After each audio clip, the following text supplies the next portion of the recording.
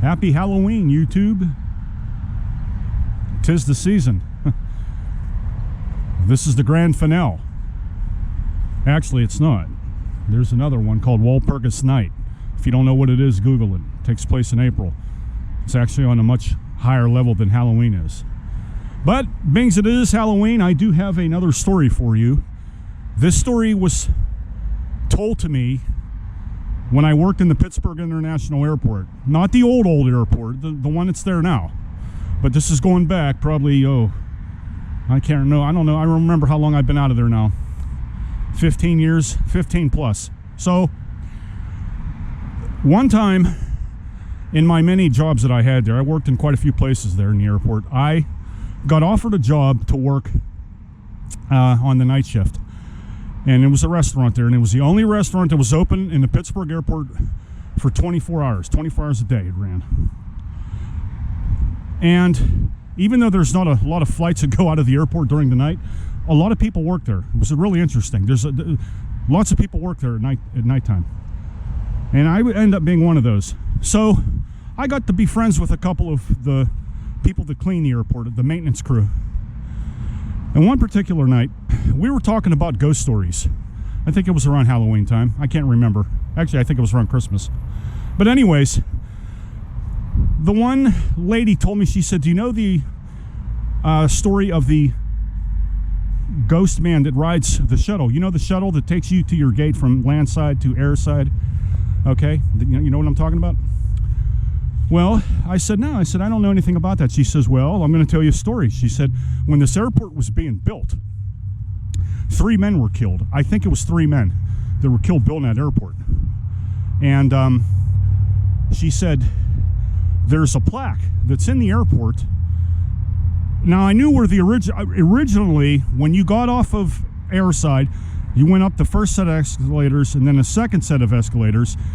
On the wall there was a bronze plaque that told about the men that were killed building that airport. Now, it's a big secret. Not too many people know about it. I don't think it was ever really printed in the newspapers or anything. I don't think it was printed in the Pittsburgh Post-Gazette or the Trib Live or anything. It might be, I don't know, but I don't think so. Outside of their obituaries, I guess. I don't remember the names of the men off the top of my head. But that's not really relevant to the story anyways. So, when they were digging out the tunnel for the shuttle, there was a collapse. And one of the men died. Oh, wait a minute. Time out. Time out. I want to show you the Johnstown baby girl's tombstone here, because there's a little addition here that was just recently put here by a wonderful patron of this cemetery, of this community. And they paid for it. And I'm going to show it to you. How about that? Look how nice. You see that?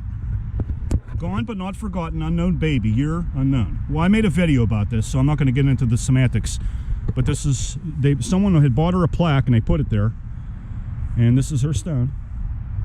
Happy Halloween, sweet little angel. I'm so sorry your life was cut so short.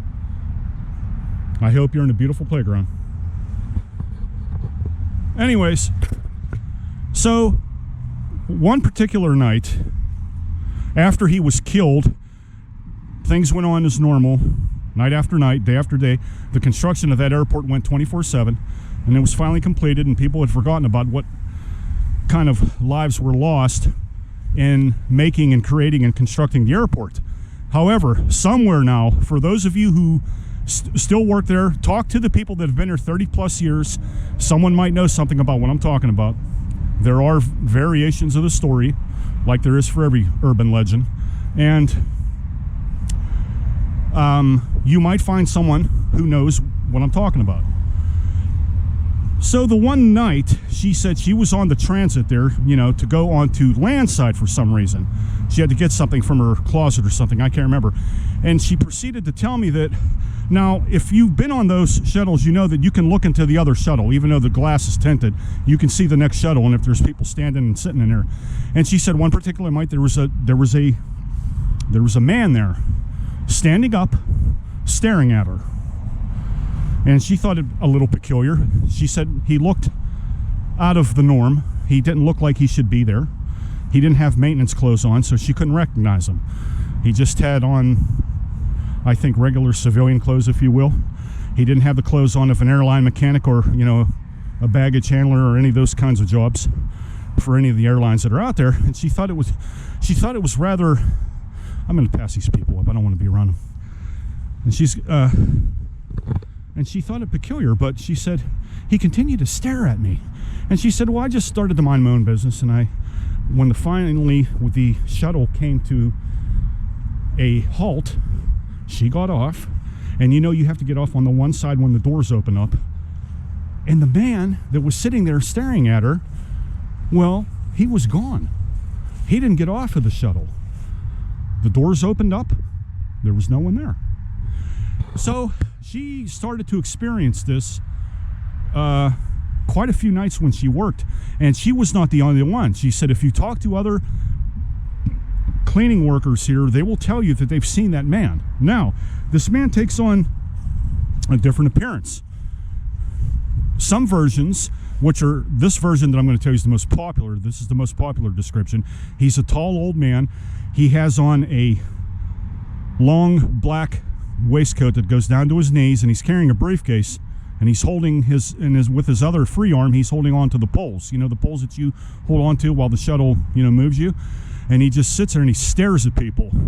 He's been described as like a ghostly complexion, white hair, and a big, thick, bushy mustache that he has. That's the most famous description. I don't know why, but that is.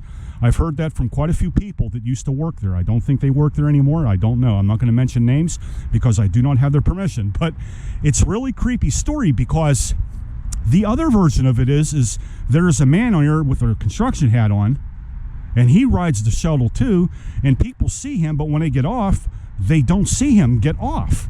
He just disappears right into thin air. Now, the one story that I was told was by another cleaning person who happened to be sitting down on the shuttle during his nightly scheduled night to work. He's in there, and he sees in the next car, there's a man who had the ladder description, who's sitting there staring at him. Well, he didn't think nothing of it, so he had a newspaper with him. He was reading his newspaper. He knew that the man was staring at him, and he didn't want to be rude and stare back, but he was a bit intimidated because it just didn't feel right. He had an eerie feeling about this guy. No one knows who he is, and when he proceeds, I guess the curiosity got so much to him that he had to look up from his newspaper to see if the man was still staring at him, and the man was gone. Now, by this point, the shuttle was still in process of moving, so you can't get out until it comes to a halt. The man was gone. I heard this story from several eyewitnesses who've worked in that airport that might still be there. I don't know, but he's been seen on that shuttle. He looks at you, he stares at you, and when it's time to get off, he's not there. He vanishes. He's gone. Nobody knows who he is. Legend has it that it might be one of the ghosts who was killed when that airport was being made. Like I said, if you're an employee of that airport, walk around that airport, ask someone that's been there for a long time. They might tell you where it's at. But there is a plaque in that airport that will tell you about it. It won't tell you the ghost story. It will just tell you about the men who was killed in the involvement of constructing that airport. So anyways, I hope you might find the story interesting. It's a big urban legend there in the airport. Like I said, talk to the older people that are there if you're an employee at the Pittsburgh Airport and you're watching my video. So anyways, guys, with that said, I'm going to get out of here. I have to go pick up a couple of my medicines. So I hope you have a safe, happy Halloween. I'll see you in the next video. Let me know what you think of the story. Comment below if you know anything about this story. We'd love to hear your feedback about it. Like, subscribe, and thank you to all the new subscribers that are out there. And please read my story that I put up in a channel about an authentic exorcism that took place in Beaver County. I just uploaded it like an hour ago. I'd love to hear your feedback about that, okay? There's a lot of things coming, so like, subscribe. See you in the next one.